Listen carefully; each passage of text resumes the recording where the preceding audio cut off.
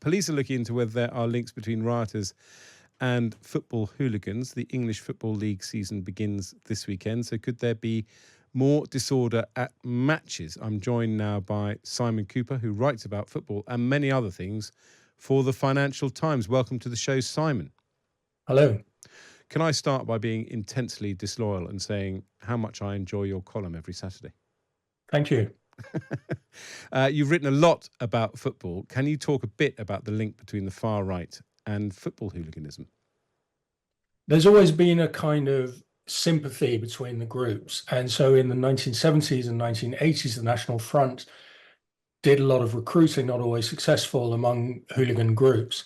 And if you look at the riots of the last week or so, for people like me who have these images of 80s, 90s football hooligans very much in their heads, it looks exactly the same, and that's not a coincidence. So you have these white men, often with designer baseball caps, tracksuits, so wearing sort of football hooligan outfits, throwing things at the police, just like the hooligans of 30, 40 years ago, and also doing football chants. So England Till I Die is one chant. Oh, Tommy Robinson, chanting for him like he was a footballer. And You're Not English Anymore is an Islamophobic chant, which of course recalls the terrorist chant, You're Not Singing Anymore. So I think a lot of people who at a different time would have been football hooligans, or maybe who used to be football hooligans, because it's sort of gone out of fashion, it's faded from youth culture.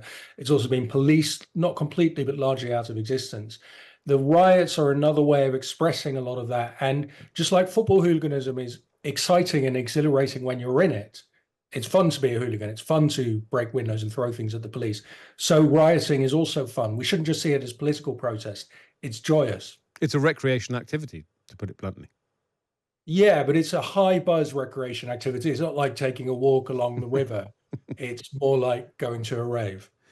I mean, Simon, you cover, I think you're based in Paris, you're Dutch. I mean, there are, and it's interesting what you say about English football hooliganism, which has been kind of effectively policed. I don't think it's been policed completely out of existence, but it's certainly very different from what it was in the 70s and 80s. All-seater stadiums, for example, have made a difference and that kind of thing.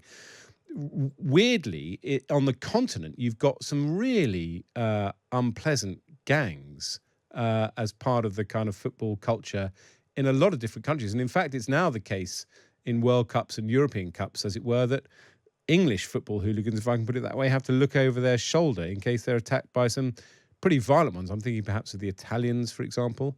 They're pretty hardcore.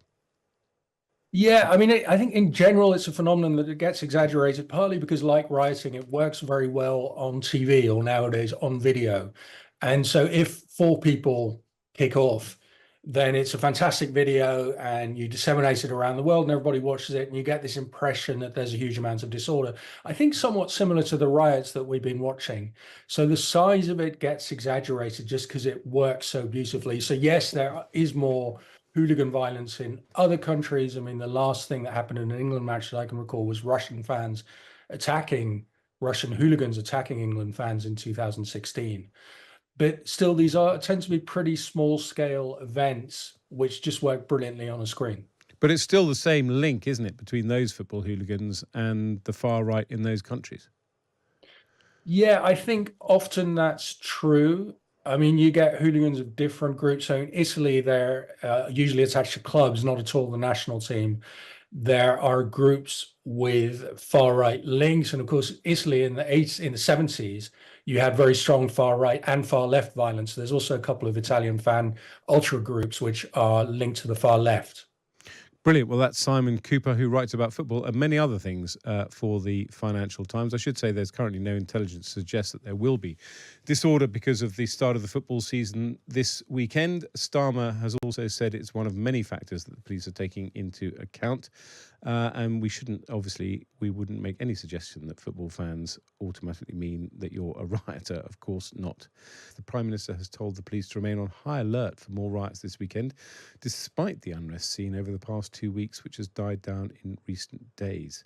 The Prime Minister met with the Metropolitan Police Chief, Sir Mark Rowley, and the Deputy Commissioner, Andy Valentine, at a South London command control base, where he got a briefing on the force's plans for any future disorder. He was asked by reporters about sentencing, which is expected later today for more rioters, including, this time, some of those accused of spreading false information and hate online. This is what he had to say. I'm joined now by the Times Radio's senior political correspondent, Patrick Maguire. Back again. Welcome back. Hi, Ed. He said social media is not a law-free zone. There's this big debate about the Online Safety Act. In fact, I think Aisha Hazarika in her programme is going to look at it. I mean, what sense are you getting? You talk to a lot of Labour MPs and so on. How high up the agenda is strengthening, as it were, the Online Safety Act? It's high, and it's getting higher. Sadiq Khan, the Mayor of London, this morning made an intervention in The Guardian talking about his desire for that legislation to be strengthened. Nick Thomas-Symonds, the Cabinet Minister, this morning did say the government is open to reviewing that legislation, and there is specifically this issue of legal but harmful speech that could mean social media platforms and publishers are liable to sanctions and tougher regulation. Now, that was very controversial when the last government brought it forward, but that does seem to be something this government is willing to revisit. And there does seem, from what we've heard from Keir Starmer, what we're hearing from people like Sadiq Khan and other ministers, are all suggesting that that is where this is heading in terms of the legislative response to some of the incitement we're seeing on social media. It is true that just to remind Times Radio listeners, the Online Safety Act was passed by the last government. I can't remember when it became law, I think last year, but it's a huge piece of legislation. It's the first piece of British legislation that allows a regulator, in this case Ofcom, the media regulator, to effectively hold platforms to account and fine them if they breach the terms of the Online Safety Act.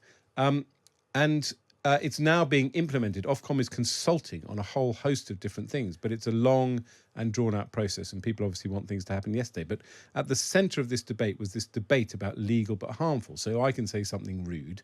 I don't like people called Patrick. That upsets people called Patrick, but I'm perfectly within my rights to say it. And there was a big debate about what impact this would have on free speech. So the pendulum was swinging completely the opposite direction. If we had been talking about this last year, you and I would probably be saying there are a lot of MPs concerned about this legal but harmful provision in case it stifles free speech. Yes, indeed. And it will be interesting to see whether, once this immediate aftermath of the violence has died down, whether the pendulum swings back again. Because don't forget, there are people who are being charged with false communications, with incitement offences under existing legislation. Exactly. So who knows? But it is interesting that clearly the emerging consensus at the top of government in the Labour Party is that there is a legislative black hole where tougher regulation of social media should be. But of course, this is a much bigger issue than social media, and probably the real test for the government over time will be how it deals with the root causes of a lot of the discontent.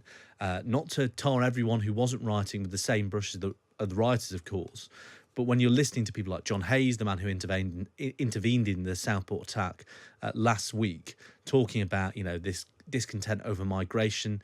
Keir Starmer has spoken about that for a long time. Ministers currently quite squeamish about going there, as we heard from Nick Thomas-Symonds on Times Radio this morning.